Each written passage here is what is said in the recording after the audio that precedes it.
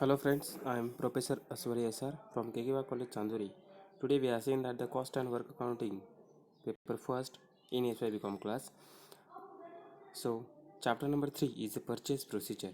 So what is meant by purchase procedure?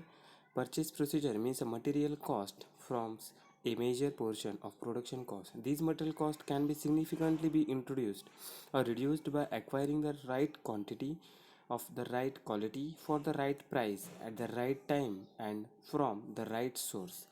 Decision of process of purchase manager with respect to each of these aspects will have to significant effect not only to the regularly in production but also one both the quality of the end of the product and the cost of material, cost of production, cost of sales, and therefore on the profit and profitability. Hence purchase functions plays a pivotal role in these regards. The top management of a company has to take an important decision. This decision pertains to whether the purchasing should be centralized or decentralized.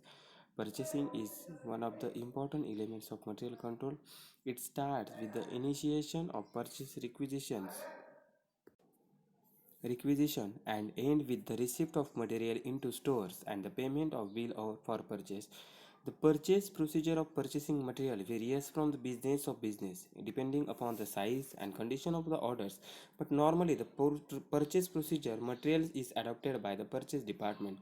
Various steps involving in purchase procedure. There is a first step is a purchase budget, then second is a receipt of payment requisition, then third one is a selection of suppliers, fourth one is a purchase order, fifth one is a receipt of material, then sixth one is a inspection of testing of material, seventh one is a return of rejected material, and eighth one is a passing of invoice payment and bills.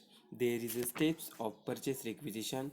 Also, purchase requisition format includes the purpose, purchase number, material code number, description, quantity required, or remark.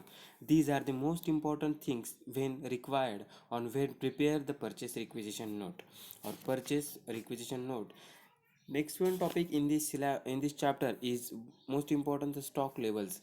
Various stocks levels in this purchase procedure are very important. The first one is material stock level, maximum stock level, average stock level, and danger stock level.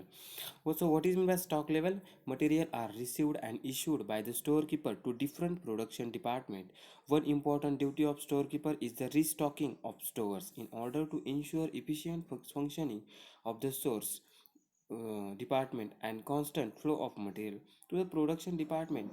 The inflow and outflow of the material has to be regulated in such a way that neither production department is adversely affected due to wants of material nor there is unnecessary blocking of capital fund due to overlacking quantity of material stock is stored. Hence, it is necessary to decide when the requisition, the purchase of various items of material, and what quantity of requisition in order to requisition. The store's replacement.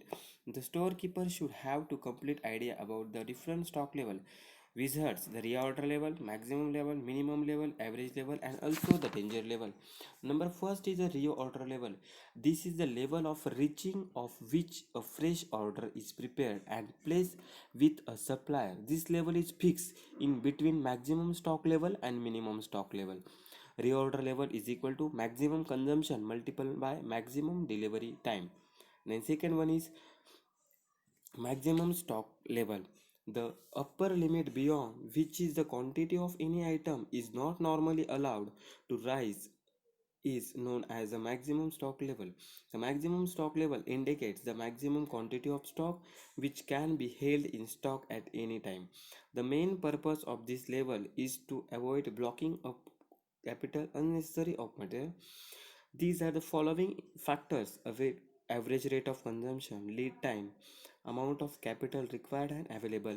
The third one is the minimum stock level. This is also known as a safety stock or buffer stock.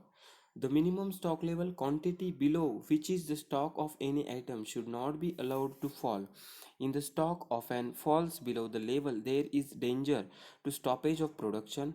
Hence, the maximum level is the fix of prevent the possibility of stoppage of production due to the non-availability of material. Hence, The storekeeper and purchase manager have to give topmost priority for the acquisition of new supplies. The minimum stock level is computed after considering the following factors: reorder level, the source of supply.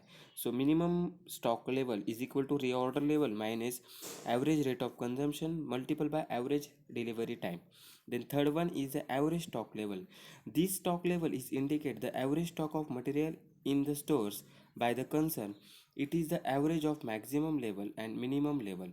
It is a stock which is generally available in most of the times.